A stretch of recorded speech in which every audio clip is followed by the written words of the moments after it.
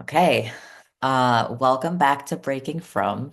We've been on a little bit of a hiatus, some rebranding going on, some scheduling of new content, but thank God we're back where we need to be. And I'm very excited to introduce you all to our next interview, or rather discussion, something in between. Um, Naomi is a very good friend of mine. We've been friends for a couple of years now, and she recently launched a Substack called Early Musings, where she writes about history and society and Judaism. And recently, she posted an article titled "As a From Academic," which ha has a lot to do with the relationship between Baal Teshuvas and folks who are from birth, and what it's like for each of those parties to kind of navigate secular education. So, welcome to Breaking From Naomi. I'm so excited to have you. Thanks for having me as well. Nice to be here. So I think the way that we're gonna do this is I will ask you to explain a little bit about your backstory and your journey with education and from kite. Okay, yeah, so I'll give it the short version. So I put it in the article by saying that I grew up in a family that acknowledged rather than observed Jewish holidays and law. So yeah, we did this. We did the Seder and all that stuff. We didn't actually do it halakhically, which is a standard upbringing in the UK for a liberal secular Jewish family. And then I went to very good schools for my education. My, I guess, secondary school, which would be middle school plus high school for Americans, I went to an all girls private school that was very academic and focused.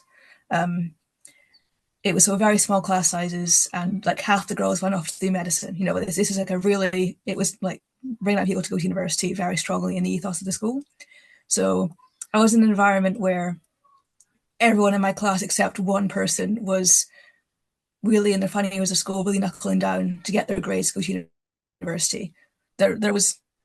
I remember feeling like a failure because I got like 80% in a maths exam, like that level of competitive academic environment, which was good for me because it meant that I didn't become complacent with a lower mark. I was like, okay, I can always get better. I can always do better. So I was always encouraged by my environment to excel, and so I ended up from that doing very well in Scotland. It's called advanced hires. England would be A levels, equivalent to abitur, or I think in America you just have high school diploma is the thing you get when you leave school. Like Mhm. that final year of school qualification. I did very well, and then I went to Oxford to do a degree in history and politics. And yeah, I because I was from a very small community of Jews in my hometown, so Oxford for me was like a giant Jewish community. There was two shuls, not just one, and there was like multiple Jewish people, not just me, because I'd been the only Jew in my school and my every so that it was going to Oxford for me was the first time I ever had a discussion with another person. Wouldn't have to sort of explain, okay, what is bat mitzvah, what is, but like I didn't have to explain everything because someone else knew what these things were. Mind blowing for me. So throughout that experience of being in Oxford through my final year, I started going to Chabad and started becoming more observant. I guess I became interested in the summer between second year and final year, and then in final year I become actually observant of the law, basically. And then after undergrad, I went to SEM for a year, and after SEM, did my master's at UCL, and now I'm doing my PhD in history. Very nice. Thank you for explaining that. And so I think what's like actually interesting about the fact that we get to sit down and have this conversation about your article is that we are the two parties of people sort of being discussed, which is that like you had this very academically rigorous adolescence and you became from like later in life. And I grew up from and my education was definitely like not on par. And I think it's important that I mention that even in the Frum community, like the education that women get versus men is still very different. Most girls' schools have a secular education. Some of them have very good secular educations as well. Like I don't want to necessarily put down like every girls' school. It's definitely on a spectrum. But despite the fact that women get a secular education and men typically do not, um, academics is not the priority when it comes to schooling and like that environment. Like, yes, you go to school, but it's not like, okay, when you're done with school, you're going to go to college and you're going to have a career. It's very much like, okay, we were biding our time. You're going to go to SEM, then you're going to get married and like that whole streamline of like how the frum world operates. So, yeah, I mean, that was definitely my experience. I was homeschooled for many, many years. And then, well, homeschooled, I should say. I was not actually being educated. I did a lot of self-teaching, which is how I honestly like when I started going back to a Jewish school in middle school, I was able to keep up with where the rest of my classmates were. But I remember like I really wanted to go to college because I loved learning. It was like the one thing I was really good at. And I was like, this is what I want to do with my life because it's the one thing that I'm good at. And I remember like being really worried about my GPA when I hit high school because I wanted to get into a good school. And the teachers at my girls' school would always say, well, you don't have to worry about that. Like, that's not something that should be a priority to you. Like the prospect of going to a good, like academic establishment should not even be on your radar. And almost like worse at home, just like being told you don't need to go to school to have a career because whatever career you have is only there to support the fact that you're going to be a wife and a mother. So like to the point where like I had a conversation with my parents once where they said that they wouldn't give me money to go to school, like they wouldn't financially support that decision, and I'd have to figure it out on my own if I wanted to make it happen for myself because they were pretty against just the entire idea of that. So it's kind of interesting, like talking to someone who had basically the exact opposite experience of that. That's it's so interesting to hear that, and it reminds me of sort of my own like story in a way. So I took a year out between end of high school and start of undergrad for various reasons, and I ended up doing a few internships and things around that time. And so I remember, I basically I got into Oxford already and was doing this gap year like after. So I already knew I was going to university; it was all sorted, but I was still doing this year out to work, learn new skills.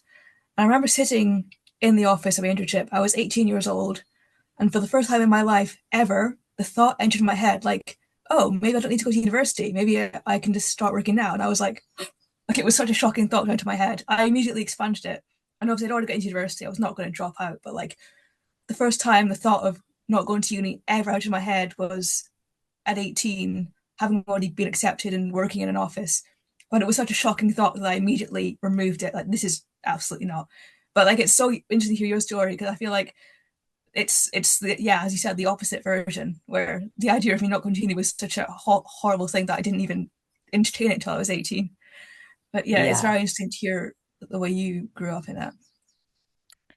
Yeah. I mean, even now, like, are you comfortable sharing how old you are? So I'm 24 and Okay. yeah, I'm turning 24 this year. So, but you're in a PhD program and obviously like, I think programs like college degrees in the UK are shorter than American degrees. yeah. So in the English system, which is different to the Scottish one, um, basically undergrad is 3 years, unless you're doing some specific courses are 4 years. Masters can be 1 year, or it can be 2 years if you do it part time or some specific courses again. And PhD, normally 3 years or 4 years. So my PhD is 4 years, but my undergrad was 3 years, master's was 1 year. So basically, if you leave school at 18, which many people do in England, you could be like sort of finished a PhD by 25. And, it's not unheard of that that happens for people because it's so Wow. much shorter. But I will say one caveat I want to make is that my upbringing experience is extremely privileged, even amongst secular British people. Like most British schools are not like mine was. Like a lot of academics maybe watching this will more relate to your story than mine, where maybe their teachers were not encouraging them to go to university because it wasn't done thing for their school. Like, so mine is not like these secular experiences. It's still a very privileged experience amongst even secular education. But yeah, like so for me, I know it sounds like kind of crazy, but for me, starting a PhD at 24 puts me behind some of my friends from my cohort at school. Like I've got one friend who's my age and is in her final year of PhD now, so I'm kind of behind for Yeah. my cohort. Yeah. Behind? That's crazy. Because Yep. like even in America, like if I had graduated at 18, I got my diploma, I immediately went to school. Undergrad takes 4 years, sometimes more, depending on the program. And then if I had wanted to get a master's, that's another typically 2 years, which kind of leaves you leaving your master's at around 25. And then people typically go into a PhD program like in their 30s after they've worked for a little while. So that's crazy that you could just like get your doctorate at 25. Um, but I mean, the reason that I ask is because I'm still in my sophomore year of undergrad. And this is due to just like the difference in our education. Like I had to get my GED at 19. And again, not because my school wasn't accredited, just like separate issue. But like not a typically uncommon thing to happen. Uh, Not typically, but like not a particularly uncommon thing to happen. And then I had to apply for school. I didn't get in initially. I applied for a state school, still didn't get in because I didn't have transcripts. I just had my GED, and that was not good enough for them at the time. And then I applied a second time the next year and finally started school, I think by 21. Um, but even then, like, I'm kind of curious, did you always know that you wanted to like go into history and politics, or did you have a time period where you weren't sure what you wanted to do? Well, this is a kind of funny one. So the true answer is yes, history was always where I was going, but for a long time I thought it was not academic enough to go into history. I thought I had to go into like STEM or medicine. And so I was sort of deluding myself into thinking, oh, I want to be a doctor. Yeah, I'll do that. And going along to these sort of doctorate open days or things, medical school open days, when I was about, say, 14. And I'd sit in the lectures at the school and thinking, I don't want to do this, but I thought that being a historian was not good enough. And it was a teacher actually at school. So I was choosing my hires, which is like English AS levels. It's the penultimate year of school exams in Scotland. These are like the really important ones for going to Scottish University. You choose 5 subjects and these are like really important. And so I was choosing between doing higher chemistry or higher history. And chemistry, of course, is very important to do any science. You have to do chemistry to a high level. And I was really struggling what to do. And a teacher sat me down and said, Naomi, what do you enjoy more? History. What are you better at? History. She was like, okay, that's your choice. Stop complaining. And I was like, yeah, that's right. So I chose history because she did that. And that was definitely, I thank her for that quite a lot because she definitely, just by doing it so bluntly, she really sort of forced me to think about it. So yeah, um, I always wanted to be in academia, no questions asked, but it took me until I was about 14-ish to sort of accept that I wanted to be the sort of worse academia, not the good STEM, strong academia. But I would say I decided that I wanted to go to Oxford for history. I think, yeah, history and politics. By about 15, I was like, that's where I'm going. I need to start working for this now. Do you think you're like your family being so supportive of your academic success allowed you to realize what you wanted to study and focus on earlier? Yeah, I think so. Both that and my school. Also, I have an uncle who works in political science. So mo most of my family's in like maths, STEM science. But I had one uncle in political science, so I was like, okay, I'm not the only one who's going to the humanities, like a little traitor. But I definitely, yeah, because I was allowed to think about it and to explore these options, go to medical school open days, all these type of things. I was definitely far more equipped to sort of choose what I wanted. And also the fact that I had an example in my own family of someone who has succeeded without doing like a STEM subject, obviously very important to have that example. Because I'm just thinking, like, in America, it's very normal for people to struggle with what they. I mean, I don't know. I'm sure it's the same in Europe as well, but like, it's very common to struggle with knowing what you want to do.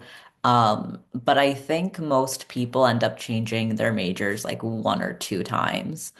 And at least for me, I can't speak for like all OTD people, although I have like heard similar stories, especially from women or someone who was raised a woman in the Frum community, is that your whole life is very much centered around like there are really only two expectations of you, which is to be a wife and a mother.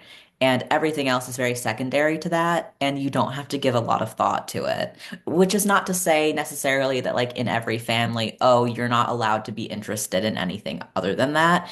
It's just like these are sort of secondary to your main purpose and the thing that you should be focused on the most. So, at least for me, I knew that I wanted to focus on screenwriting when I went to school, and I really wanted to go into film. But after I left the community and I went to OTD, I was not only like new to academic processes, I was also new to the entire secular world. So like going into it and hearing a lot of different pressures from a lot of different voices about like what is school for? What should you be focused on? What is the economy going to support you in? And I think I realized that like getting a degree when you come from the world that I do and you're kind of floating on your own and you don't have anyone to look up to because none of your family members were into academia or like getting a degree or were white collar workers just like at all. Um, it becomes extremely daunting. And I think I struggled a lot in the first year and a half of my education to like figure out what I should do because I was like, film is not practical. This is not going to work for me. I'm OTD. I don't have the privilege of like fucking around and finding out. Like, and so I ended up changing my major just twice. It was psychology and then it was political science. Sorry, I stopped studying political science after like a semester. And then I just like fell into a dual like film and religion program, which I'm very happy in now. And I should have just done that from the start. But I just think it's really interesting. Like it took me until I was 23 to figure out like, okay, I know what my path at school is going to look like now, and I know exactly how I need to use it to get where I want to be. Versus just like you talking about how you knew from the time you were 15. It's a very interesting thing you highlight there about like access to knowledge and examples because one thing that I've learned from talking to academic colleagues who are from more working class backgrounds is that it's often hard for them to justify to their own families, like, okay, well, why are you spending 3 years studying English when you could be earning money getting a job? Like, it doesn't make automatic sense in a way that for my family. Yeah, obviously you're going to do university, postgrad, like postdoc, like there's no other option. Um, so I definitely understand what you're saying. It's definitely I think a common thing for many people in academia who are in this path. But I think it's also you highlight a really important aspect about sort of academic knowledge and privilege that is not quite obvious. So, like, I've been involved in academia since I was a child, right? I remember being 8 years old and being brought in to like work on my dad's PhD student projects. Like, remember one PhD student of my dad had made a video game for kids. I needed a test subject, so they brought me in to test out the video game for children. Like, I've always been around that kind of research, and so I've known my entire life about conferences, journal publication, all these things that you need to build up to make an academic profile. And I've met someone in my master's actually, like she was an amazing researcher, like she did a very good job and she's still in academia now, but she was from what was on paper a far more affluent background, but because her family was not academic, she didn't know about conferences, journal publication, all the stuff she's meant to be doing. So in some ways, it's not so much about having resources, it's about knowing what to do with them, knowing, okay, these are the steps you're meant to be doing. So obviously, someone who has a lot of money is going to be far better off than someone in your situation who didn't have that kind of fallback place. But even then, it's not just about resources, it's about being able to apply them. So I was able to have both the resources and the knowledge of, okay, what do I do with them? So what I'd be interested to know from you is, did you feel like in your programs when you were changing subjects, did you feel like it was only you doing that, or were there also other classmates of yours doing similar things, or did you actually feel like you were behind like some secular people in your year? So I'm much older than the people I go to school with, right? Because all of the freshmen are 18 years old. And when I went in, I was already 21. So like typically that means I would be about to graduate or I am graduating that semester. Um, so already I felt significantly behind. I think like I said, a lot of people end up changing their majors. I feel like hmm, I think for me, more specifically, I felt pressure and I didn't allow myself to enjoy the process of like figuring out what I wanted to do because I was terrified of going out into the secular world after graduation and having nothing to show for it and like failing at being OTD. Like there's this massive pressure of like, okay, you left a world where you had everything planned out for you. You specifically left home because your parents wanted you to get married and you said, no, I'm not going to do that. I mean, obviously, in my case, like come out of the closet and live this whole other weird lifestyle. But also, like, I'm going to go to school and I'm going to make a career for myself. And so, like, the idea that I would graduate school, not be able to get a job, and like flounder terrified me because it's like, what else? What else do I do after that? Because it's like, well, maybe they were right. Maybe I shouldn't have left and all of that. And I think that where like most 18, 19-year-olds are typically being somewhat financially supported by their parents. And if not financially, like they live at home most of the time still, even if they're taking out loans and getting financial aid. Whereas like I did not have that same safety net, and therefore I did not have the ability to think critically about what I was doing. I felt very much like I was slapping shit together and just saying like, okay, well, psychology would be good because after that I can just like go into a grad program and I'll come out the other side of it like having a stable enough job. Um, and then when I was like, man, I would hate to be a therapist for an adult. And also, I don't want to go into like child psychology because I've been a nanny for way too long and parents are way too stubborn for that to feel fruitful. And then, like, so I was like, okay, I'm gonna scrap that idea. And then my next thought was maybe I should just go into politics because I have some connections anyway.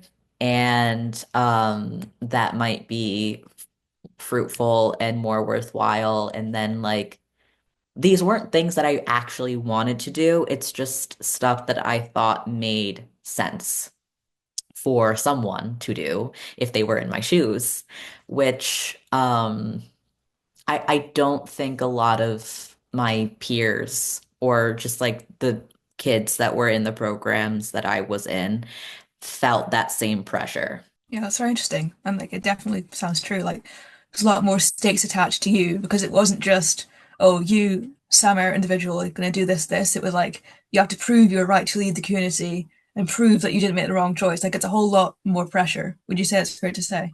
Oh, absolutely. It's like it's very scary to think that you made a very radical choice and that you might come out the other side of it a failure. I guess that Um, could kind of link to the whole Valtruva angle as well, because some people um feel that in order to prove they made the right choice, they have to be like the most successful front person ever.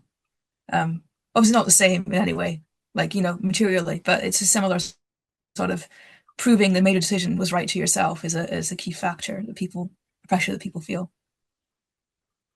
and I mean, I'll be frank, like I think in the secular world there is a pressure for you to conform and to slough off the parts of you that aren't palatable so that you can be successful in the secular world. And I think the same thing is true of the frum world, which is that like you come in, you're expected to leave behind every single aspect of you that made you who you were so that you can conform to a new community that doesn't hold space for a lot of those other pieces. And I think a lot of folks who are BTing in um, feel that pressure to be very culturally from. Not even just like you have to keep every single halacha like to the T, you have to be like the most religious person ever, but it's also just like when you come from such a different world, just the pressure to be seen as one of them. Mm. You can tell me And that's if very I'm off base. well, it sounds accurate. So I say I'm a bit unique in that. So I grew up in my little small town. It was like the only Jew anyone ever met. So I was used to sticking out like a sore thumb. And then I go into Oxford. I'm the only one from Scotland. Most people who go to Oxford are from like London and the south of England. So it's you stick out even being from Scotland or from like Wales or somewhere. So it's I've always been by some category the odd one out. And I went to SEM again. I was the only one from Scotland at SEM. Let's be honest. Um, like no one can understand what I was saying. No one knew what haggis was, which was funny, but all these things. So I'd say when the sort of the threat to me of sticking out in the front world does not really impact me as much because I'm so used to sticking out in every scenario I've ever been in. And of course, in the reverse, in the secular world, when I go to conferences, I'm most of the time the only from person there or person who's like adhering to any religion there. Um, so it's I'm kind of used to sticking out, so it doesn't really impact me as much. But I think for Bali Chuva in general, that definitely is a thing people strive for. Like, Yeah. So, I think that like what I find so interesting is that there's this dichotomy of like, I come from this very religious background and I'm sort of trying to figure out how to navigate this like secular academic environment, whereas like you have the opposite experience of like being a secular academic and trying to navigate the from world. And I think that we're both pretty good at like being normal about that. Um, but I think a lot of people are not normal about that on both ends of the spectrum. But the reason that I bring that up is merely because I want to talk more about your article. And I was hoping that you could give a brief explanation of what it's about and why you wrote it. yeah, sure. So I wrote it because, like, I realized that I'd made a blog space, Substack, whatever, where I was talking about being from Jew and academic, and I realized that it could give very much sort of a wrong impression. That I was, breaking barriers, that I was, this big proof against the idea that from education isn't perfect, whatever. And I didn't want that to my words to be used in that way. So I thought, get out the way now, make the first post just absolutely clear that I am not some example of progress in the from like me doing this is very much following the path that's been written for me since I was, like a toddler or something. Like this is not in any way like it would be false to present my being a from person in these spaces as like some great barrier shift, which I was worried that might be used to do. And I also didn't want, because as you've highlighted, by sharing your own experience, there are definitely issues in some areas from education where girls are not encouraged to go to university, where this is like not a, a priority at all. So I didn't want to disguise the fact that for a from birth woman to be where I am would be a far greater, you know, achievement than me being here. So I wanted to make sure that people did not misunderstand me as some like paragon of achievement when I'm pretty much just following the same path I've been following since I was 18. Just oh, the long sleeves now, kind of. Yeah. Have people been kind of doing that, like congratulating you for being from and for being an academic? Um, a little bit, yeah.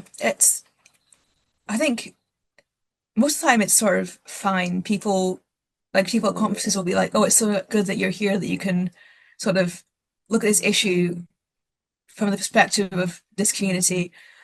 And I always make I'm not speaking for the community. I'm just one individual person.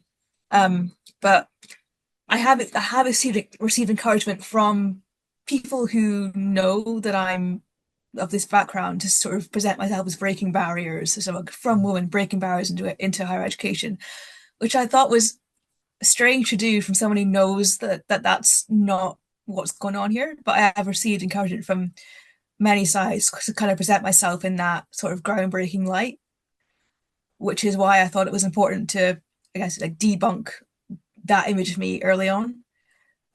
Yeah. Why do you think people do that? Like, I mean, I have an idea, but I'm curious about what you think is sort of the push behind that because like we've discussed, FFB from birth women are not really encouraged to go into academia. So why are so many BTs kind of like, I mean, obviously, I know people have the opposite experience of like being shamed for being an academic, but there are those who kind of have experiences similar to yours of like um sort of being put on a pedestal for it and almost used as like so before we got rudely cut off, I I was asking Naomi about this like there's this sort of tokenization that can happen in certain conditions with some from academics of like this is our token academic, this is diversity, we are not anti-academia. I'm just sort of curious, like, why do you think that happens? I think a lot of it, not to sound mean, but if you tell someone, oh, here's a way that you can paint yourself as like a great achievement, breaking barriers, it's people like to think of themselves in a way that's, oh, I'm so great, I've done this amazing thing. So, it's hard to say no for some people, even if it's, not quite true. So I think in some ways it's people just like being told they're doing a great thing. And also I think if people for some people it's a sort of a path towards acceptance in the front world. Like if they sort of agree to, be this great token image of academia, then they're gonna receive a lot more praise from their sort of from cohort, from counterparts. So they feel like it's a way to gain more acceptance in the community. And also some people, I guess they do feel that even just by being from postgrad onwards, they are breaking barriers. Because yeah, it's different to do academia while keeping Shabbat and holidays, whatever. So people maybe do feel that they are genuinely breaking barriers, but without quite the understanding that, doing the first stage of this secular is a far different experience to someone like your experience. But yeah, honestly, I can't really speak for someone else for why they would sort of accept that tokenized place, but that would be my own theories. But yeah, so what would be your theory on the same question? Um, So my theory is more so from the outside of like less about why someone might accept it versus like why it happens at all, like why the community kind of does this sometimes. And I think that especially among like not super Hasidic sects, like not in Satmar or Bells or what have you, but certainly in Chabad.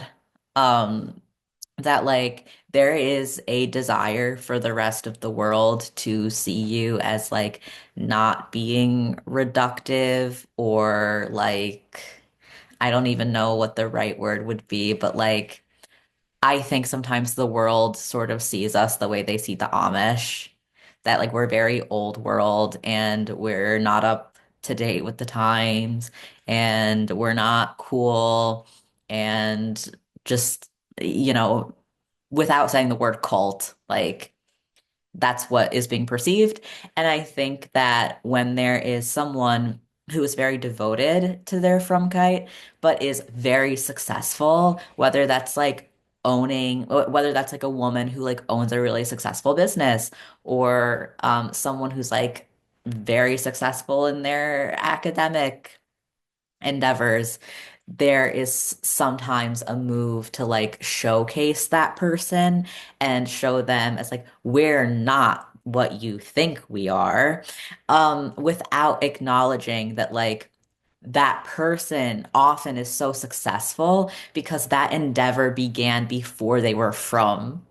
And for my more from audience, that is not me saying that like from people can't be successful. I think that they can. I just think that success in academia or in business can be more difficult to come by in the culture that we live in. And so if you asked me that question of like why do I think the from world does this, I think that that would probably be why. That's very interesting because in my article, I actually highlighted that there are from women who went to like Beis Yaakov schools who are in academia and very successful, which makes me question even more. Why would anyone like me be highlighted when there are people you can highlight who have been educated in a very from environment? So I think what you're saying about how it is possible, just a bit maybe more difficult. And it also brings to mind, so I sent this article to a few of my other Baal Teshuva friends, and they all a few of them highlighted a certain angle within Kirov where you'll be presented a story of this person who's like really successful in, say, the film industry or I don't know, fashion industry, and you'll be presented the story of this person who's like really from but really successful, but they won't tell you that they did the sort of dog's body stages of it while secular. So so think of like fashion industry. If you're like the 18-year-old intern sort of running around with garments going to fashion shows, you can't do that while keeping Shabbat. Like they're not gonna accept, oh, my intern doesn't work for the week for a day of the week. No. So all these people being presented as examples of being successful in industry while from, they only became from when they were very senior in the industry, where they could ask for like, oh, I'm taking a Friday and Saturday off every week, or I'm taking holidays off, or I can't eat in this restaurant. You can't ask for those concessions while you're at the entry level dog's body stage of these industries. And I think it's interesting that the Kira world kind of promotes this one. All you have to do is like click on the person's bio to realize, oh, well, I can't do that because I'm from now, and so I can't enter the industry, and because I can't do the core beginning stages of it. So it's interesting that that's what you highlight as well. No, that makes a lot of sense because I think like when I was still from before I even thought of going OTD, I really wanted to be in film like that. I've been very obsessed with this idea from a very young age. So I just remember like talking to my mom about this and she also highlighted that to me that like people who go into that industry as like the underling. Like there's a lot of grunt work that you have to do that is often not compatible with a Frum lifestyle. Like if someone needs you to drive to Target on Saturday because like the other PA called out and like you need to show up to set ASAP, like if you say no, you're getting fired. Like Yeah. like they're not hiring you back onto set because you're no longer useful or reliable to them. And so like I mean, I certainly heard plenty of the stories growing up, but I think one specific thing that like when I went OTD, I would find myself wrapped up in going to some of these Kirov events, which is very funny. When you're like when you're from that community and then you go in looking like an outsider, and so people start treating you like one, it's just I've picked up a lot of like Kirov selling points. But I was sitting down at the end of this Shabbaton and we were about to go, we were at the Rebbe's Ohel, but we hadn't like gone in yet. And this woman comes on stage, and I don't remember her name, but she's this like Modoxy Lubavitcher. And she's like, I am a very successful person in the fashion industry. And I've worked for all of these huge big names. And now I'm a Frum Jew, and I can do both. And I was just like, oh my God, she's telling this to all of these like 20-year-old women who are looking so inspired right now. And I'm just thinking to myself, you were in your 20s and you were as secular as they come, and you didn't become from until much later when you were like already successful. So it's just like funny that you say that. Um, because that's definitely like something that I've also noticed. And it's interesting when it's so I feel like there's multiple levels to this, and if the if the story is so unrelatable that even like Balchuva are like, well, I can't do that. I'm from now. Like it's kind of, that's a bit far if it's unrelatable even to like Balchuva in my situation. Yeah, I don't know. Yeah. Um, Something like slightly unrelated to this line of questioning, but that I'm kind of curious about is like less so that I'm talking to a bunch of BTs now, but like I had a lot of friends with Balchuva parents, and something that I hear a lot from these friends of mine is they're like, oh, my parent is like really highly educated. Like they have a master's degree or like a PhD, and they're really successful in their field. And typically it follows up with, yeah, but like they don't use any of that anymore. And they're like very sucked into from culture in that way. And that's just sort of like anecdotal about them. So I'm curious from your perspective because obviously you became from, but it didn't become something you sort of left behind. It became something you wanted to like, I don't know if blend is the right word, but that you didn't want to give one up for the other. So what was that like for you? That's an interesting question. So I'd say from my perspective, I think take the person who at 18 got the first ever inkling that university wasn't mandatory and tell that person was never going to drop out of university to be from like that was never on the radar. Um, yeah, that would just be like for me going OTD would have been tell my parents I'm leaving university. That would have been the get out of our house. This is too far. Like so, and it's interesting. So the way I would say it now is because I'm still doing a PhD, I'm still doing what I've been telling them I would do since I was, a child. I've not actually left their path. I'm Mm. still on the path my parents expected for me to be on. So I've not for them like, okay, she wears weird clothes and eats weird food now, but she's still doing the PhD. Who cares? Is kind of the attitude.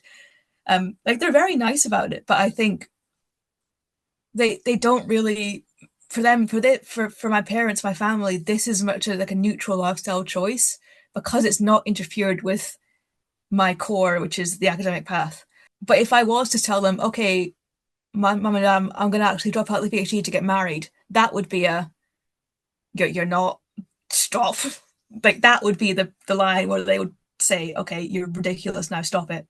Um, so I think for me, I'm also not trying to say that I'm only doing this to please my parents. I'm doing it for myself as well. Like I would also, if I said to myself, "Oh, I'm gonna drop out," I would say to myself, "No, you're not." This is also my own opinion as well. So I think there's such like a mental barrier for me and for my family where like there's a line you don't cross, and that line is dropping out your PhD or getting off this path for the sake of being from. So for me, that's just not gonna like that's just not a concept I entertain. And like I understand you said about earlier about how some Valtriva face pressure to leave their academic career to be more marriageable. But I will say that for me, because this academic part is such a core of my life since I was a child, like if someone said that comment to me, I would just say, "Well, I'm not dropping out. Sorry." Like this wouldn't impact me. Like I'm very much just oblivious to those kind of comments because it's just there's no reality where I drop out my PhD to get married, and also I don't want to marry someone for whom a PhD would be a deal breaker because clearly that's not going to work for me, is it? Come like you know me that wouldn't be a good match anyway. So Yeah. um, it's one of those ones where as it depends how much community pressure impacts the person versus the family's sort of pressure. Um, but I would also say one thing about not using education, because even if you don't actively do a job that requires you to have bachelor degree, master's, whatever, just having those degrees, it's still giving you a level of training in writing, speaking skills, those type of editing skills that you would still use in your life, even if you aren't actively doing a job that requires it. So it's kind of it's not quite accurate to say, oh, these degrees are useless because like your ability to present yourself in a certain way or write in a certain way or do whatever you're doing, it's still boosted by the level of education you've received. Mhm. So there's not really a way to sort of escape that you have done all this stuff. Um, and also, one thing that I mentioned in the article is like the level that it does give you a greater degree of choice in life. Like even if you so you have a bachelor's degree, then you become from the fact that you have that degree means that you have a way out, an exit strategy of the from world that someone like a from birth person trying to leave would not have that same exit strategy. So even if you don't actively use your degrees, the fact that you have them means that you have like a way out that most from birth people wouldn't have. Like you have this sort of waiting in the back garden secular resume built up that is still going to work, even if you aren't actually using it at the straight minute. It's impacting your skills because you did that training, and also it exists as a safety net for you. If that makes sense, what would be your view on this? Actually, I totally agree with you. I didn't even think about it that way at first because, like, I feel like this is something I hear all the time from like BTs who like left academia behind is that like they talk about their degrees with shame. And like it's just like such a weird it was so weird for me going into the secular world where like academia is appreciated because when you grow up from like when people would talk about where they went to school or what they studied, depending on the community you're from, I guess, but like very much when I was where I was, like your education, if you had an education before you were from, is spoken about with such shame. It's like, oh yeah, like whatever. I went to this school and I got this stupid degree, and then I got another stupid degree, but like now I'm from and none of that matters anymore, and I'm perfect and good and doing what I need to be doing. Um, I never like because of that sentiment, I always just thought, oh, it's not a privilege. It's not a privilege to be educated. If anything, it's just like an expectation that the secular world throws at you that you have to do, and that like people just do it because they're forced to, and it doesn't provide you with anything good other than like a piece of paper that says you got it, that like lets you get better jobs. But I mean, now that I think about it, and like now that I'm in school and I'm like seeing how school should impact someone like you said what it gives you like it teaches you how to write, how to advocate for yourself, how to speak more eloquently, how to think critically, like it does all of these very foundational things for you that you wouldn't otherwise receive maybe in outside of that environment. And now that you bring it up, like, like actually like getting an education is a privilege. I know this now, but I hadn't applied it to that before. And that is true. It's like you might feel weird or shameful about it or like it didn't matter, but you had resources provided to you that the other people around you didn't have. So why are you so ashamed of it? I think that's interesting because I think for me, if I was to walk around being ashamed of my degrees, it would also be like a slap in the face to my parents, to everyone who supported me in my applying to university, to everyone who helped me, to all the teachers who, encouraged me, would read over my application. If I was said, "Oh, I'm so ashamed," that would be such a slap in the face to them, and it would be so rude of me to sort of act in that way because university is also an experience of many people helping you out, your professors now, classmates. So to sort of say, "Oh, I negate all that," it's kind of a bit rude to the people who got you there and to the experience you were able to have because of the people in your academic sphere, be it your mentors, teachers, fellow students. So I would never like negate that. But one thing that is adjacent to this that I do find so funny is I've read a couple of books and articles and materials by Baldstruva, who, as you said, they have these great degrees, but they now renounce them. Oh, I hate the secular education. But they'll say all this stuff, or they'll say their whole screed, but in the bio, it'll be like, "Oh, and I went to Yale 20 years ago. That's why my voice is relevant." Like, okay. Or enter any school like Yale, Cornell, any of these good American universities, like they'll justify their voice with their secular academic credentials, which makes you question how much they really like deny their importance or their value to a person. That is so interesting that like you write an entire book about how bad academia is, and then in your bio you're like, by the way, I am a very well-established academic.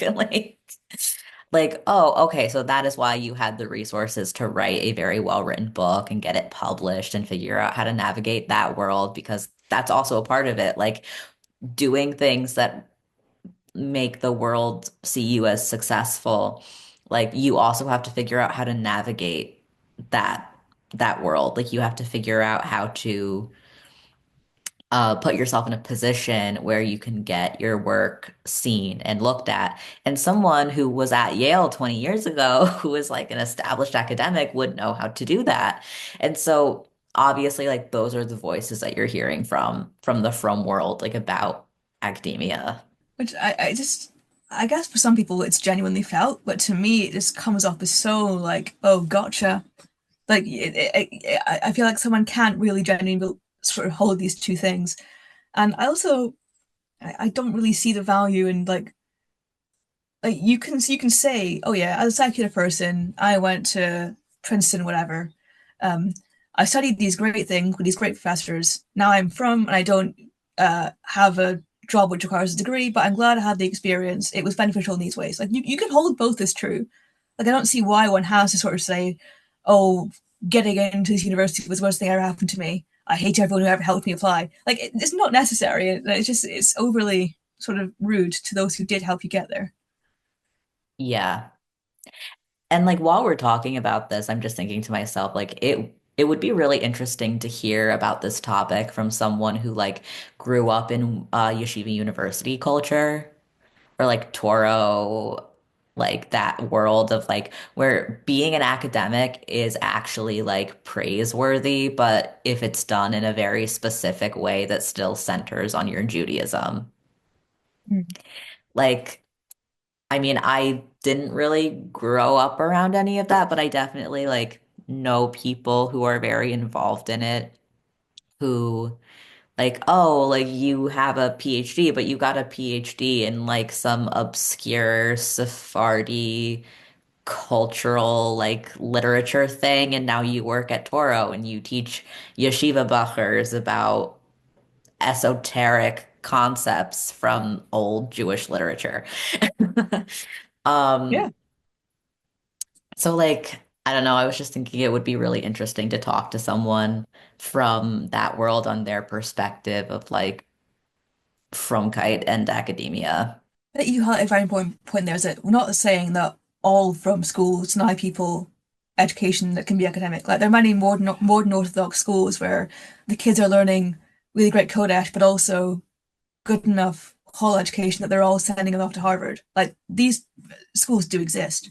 We're talking about a sort of smaller subset where, like your experience, you were not encouraged to be academic. You were told that your GPA and such things were not things to worry about. Um, but I think that also leads to a different aspect of why I felt moved to write the article is that I saw so many, I saw people in my situation and also people in that sort of modern Orthodox situation kind of saying, my existence disproves the stories of people like yourself, um, without being honest that, yeah, we got here because we were in schools that were pushing us into applying to Harvard or some like similar institution, which is not comparable to your education. Yeah, it's really, I think a lot of this advocacy has to be done with some level of honesty, and some people do kind of deliberately misrepresent or they selectively present their identity in a way that's not literally false, but it's very omitting key bits. What is your view on that? What I've just mentioned, do you see it as true as well, or what would be your view on it? Yeah. So this is where waters get muddy with like the relationships between Balchuvas and OTDers, and I think like this was sort of over art. This was one of the themes of your article, but I don't actually get the chance to talk to a lot of people who aren't already married with like 10 kids who are Balchuvas. Do you know what I mean? Like recent Balchuvas who are more our age or like maybe 10 years older.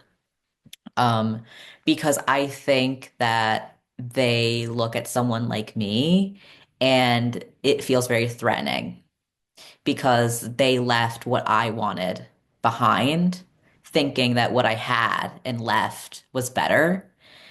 And I think that there is often a part of them that wants to justify their decision as if I'm threatening the decision, which is kind of funny because my thing is always like, I don't, I'm not one of those OTD people that's like, no one should ever be from and everyone has to go off the derech and no one should become from.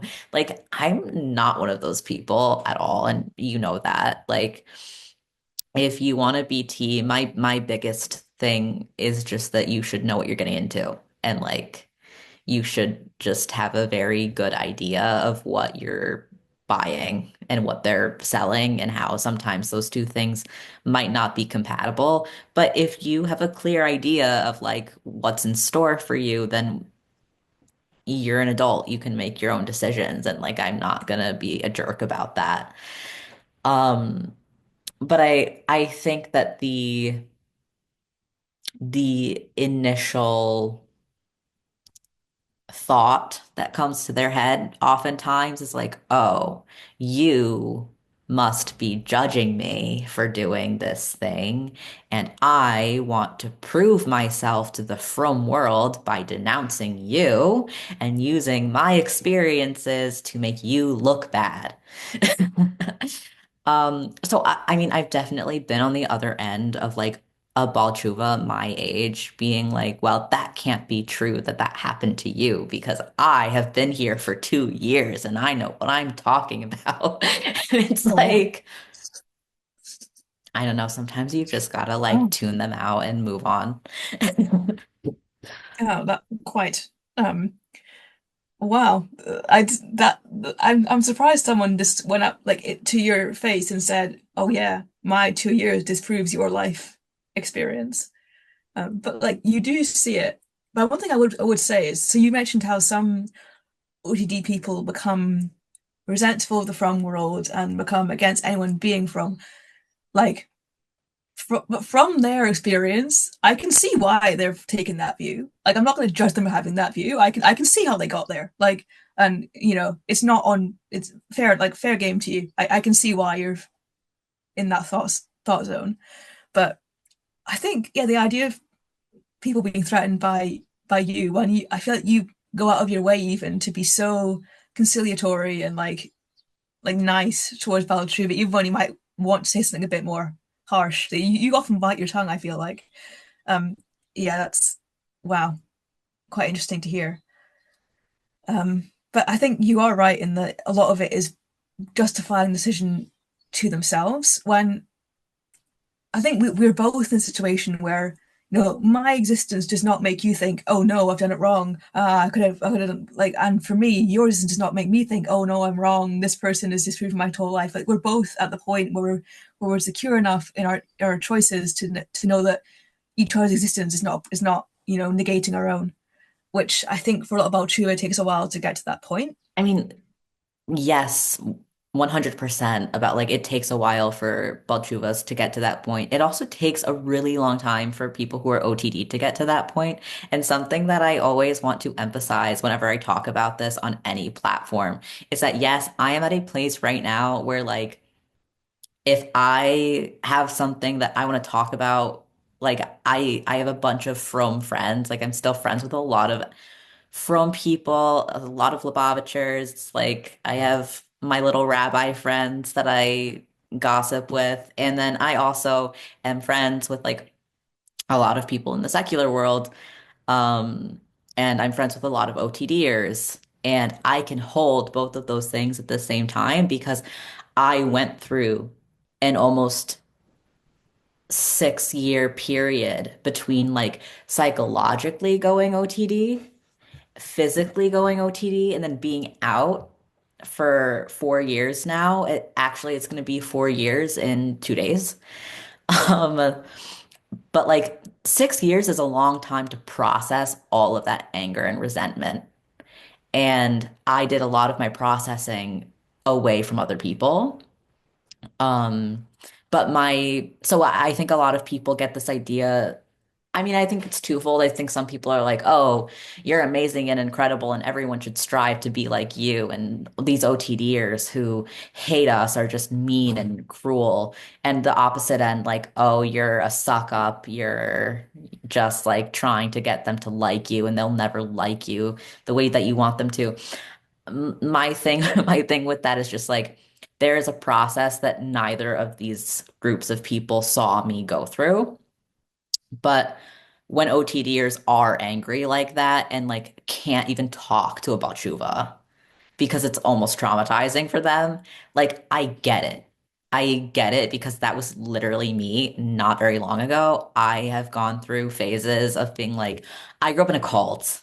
Like, this is all evil. No one should do it. Everyone should leave. And then, like, returning to a state of stasis and being like, okay, maybe I'm being really dramatic right now, and maybe I need to like call my therapist again. Um, but I want to hold space in this moment for just like both of these groups of people that I get it, and no judgment is being hurled at anyone right now. But I think that does sort of the I guess tension between the two groups of the Valtruva and the person who went OTD.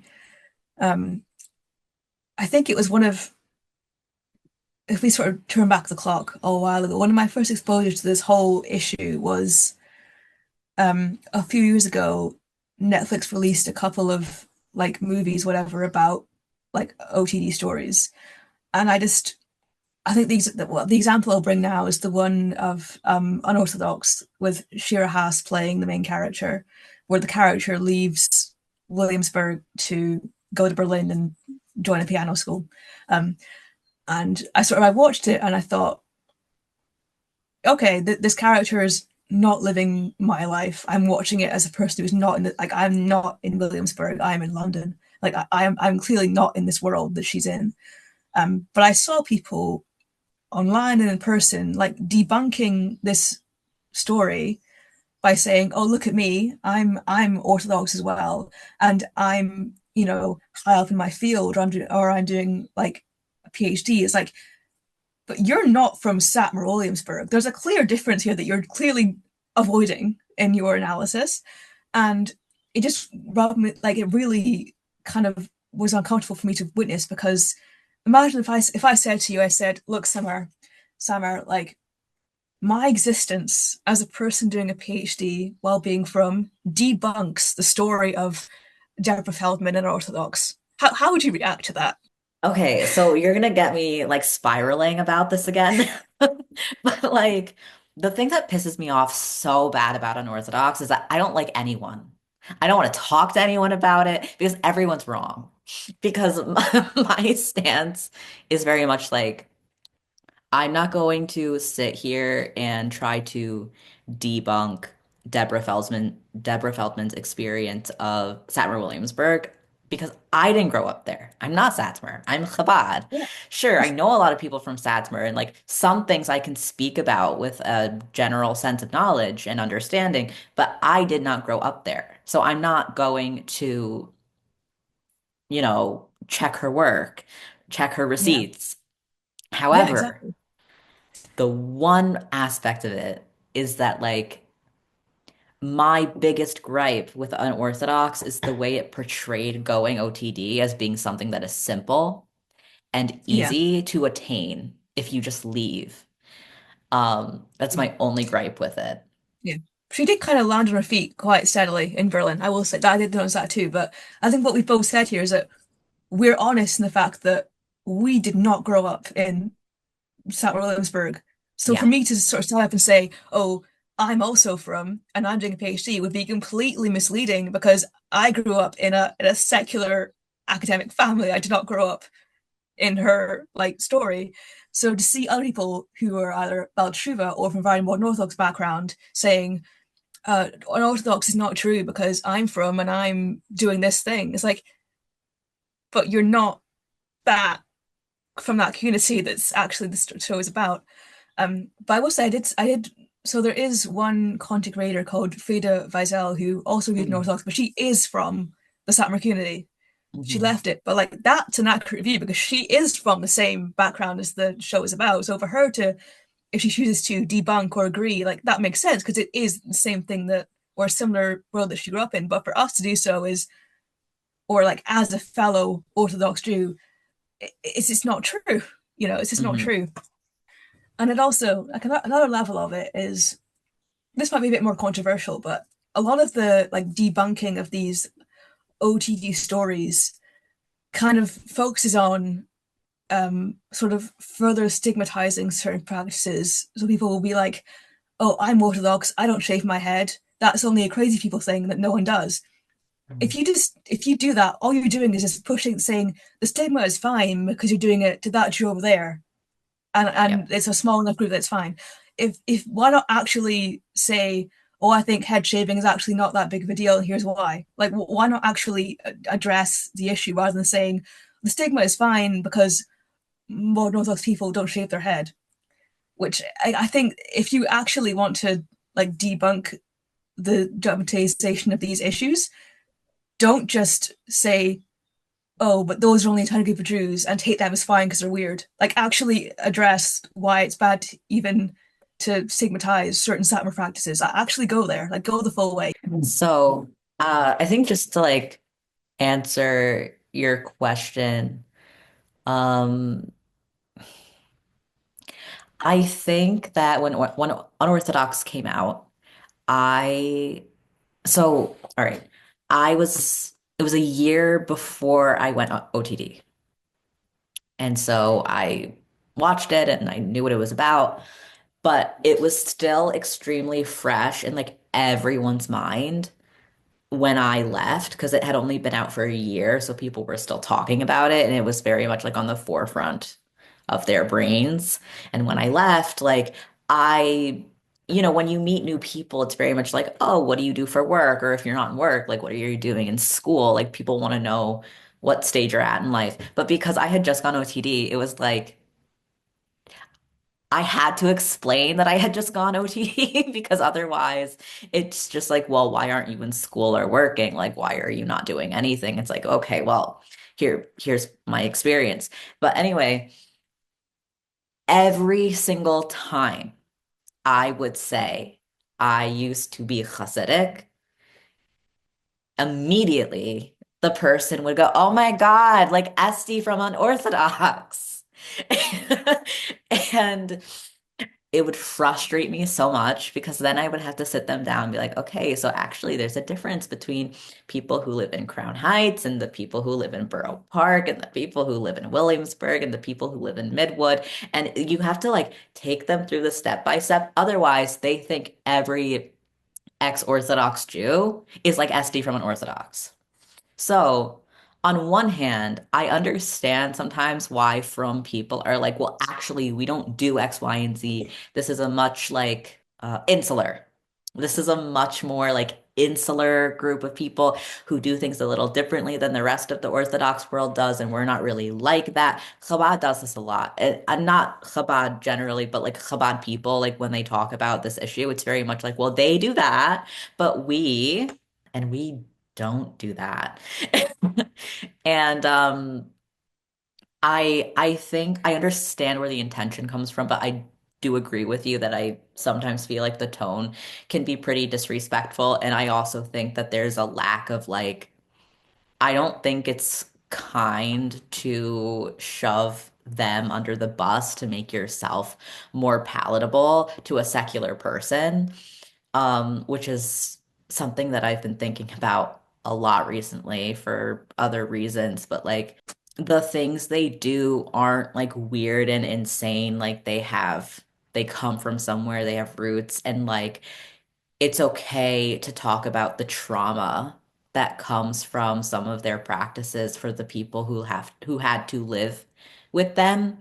And you should center those voices and like talk about that. But you, as someone who grew up on the outside of it, who was never affected by it, do not have to state with your full chest that like they're weird, but you're normal because you do things a little less crazy. Yeah, precisely. Yeah, exactly. Like, so for people who actually live through it, all of their views, like, yeah, it's their experience. But for me to come in and be like, oh, I'm fine, just those people are weird, that would be absolute no, no way is that okay to do.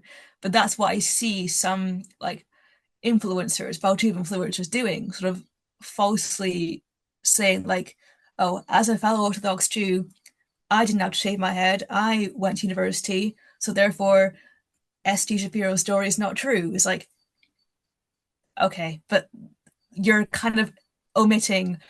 There's a big elephant in the room in this case, and I think that's really not appropriate to do, as you said, because it's just kind of pushing stigma onto other groups, throwing them under the bus, which is not really what you should be doing, or what is okay for you to do as someone who is not in that community at all, who has not been impacted by any of those practices.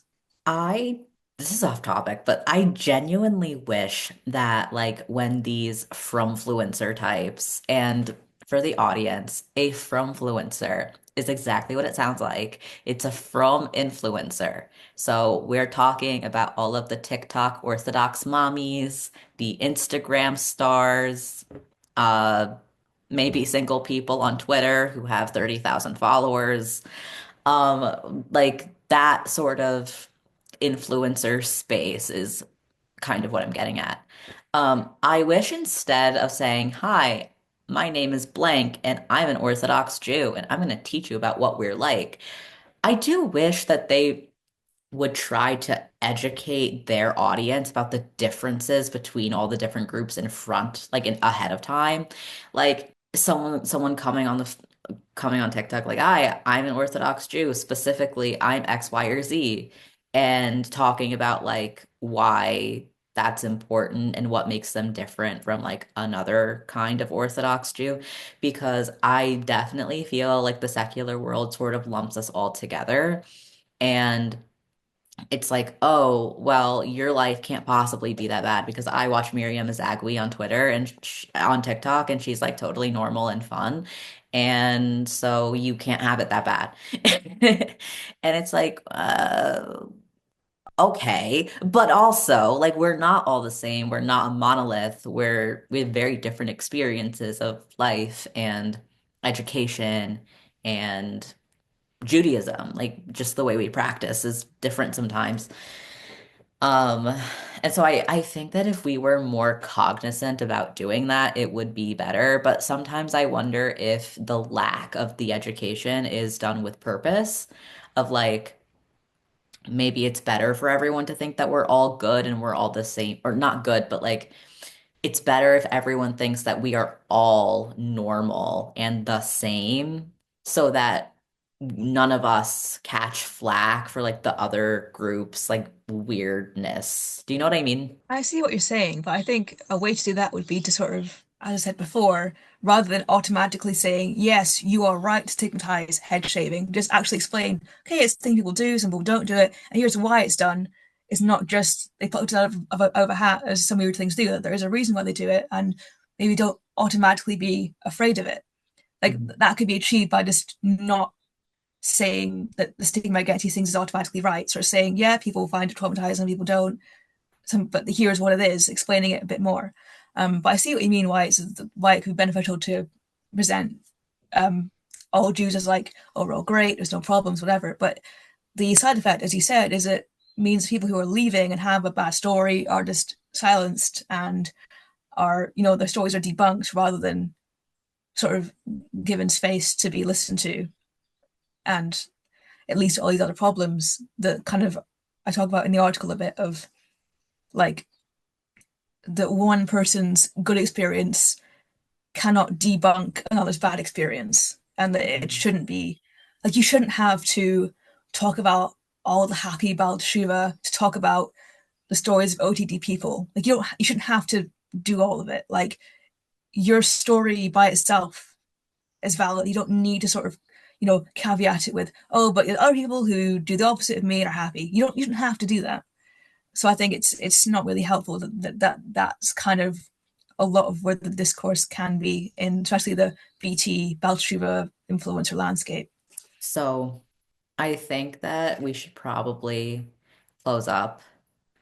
And the way that I like to end these conversations is by asking the person that I'm talking to if they would like to share any thoughts or words of encouragement for someone who is in a similar space to them right now. Similar space to me is I would say keep doing what you're doing, be true to yourself. Like there's no changing who you are to fit someone else's idea is not going to work in the long term. Um, you're not going to be like super happy if you just are always acting a role you think you should be playing rather than just doing what is good for you to be doing.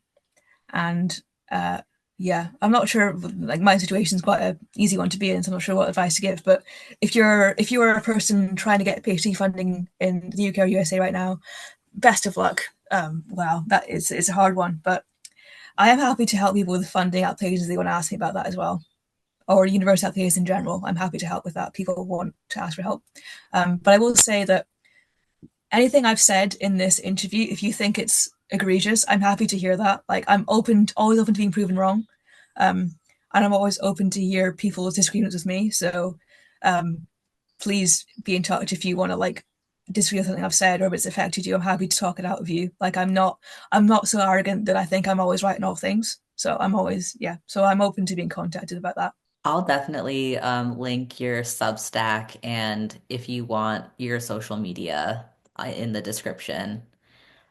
We can talk about that after, but just a way that like if someone watches this, they can reach out to you and have a discussion like you said. So, thank you again for joining me. This was really fun. I actually kind of forgot that we were doing a like YouTube video several times. So, that was good. And I feel like this was a really like interesting and fruitful conversation, and I feel like a lot of people will be able to get something out of it. So, thank you again so much for coming on Breaking From today. Yeah, thank you so much for having me. It was also yeah very, very interesting to discuss it with you, and yeah, I also enjoyed myself. And to the audience, thank you for tuning in and listening to us uh, talk about this topic of just education and the spectrum of experiences that comes with being in the Frum world, whether you were born into it and then left, or you came into it later in life. If you enjoyed watching, click the like button and subscribe. Maybe leave a comment. Definitely reach out to Naomi if you have any questions. And that's it. Goodbye.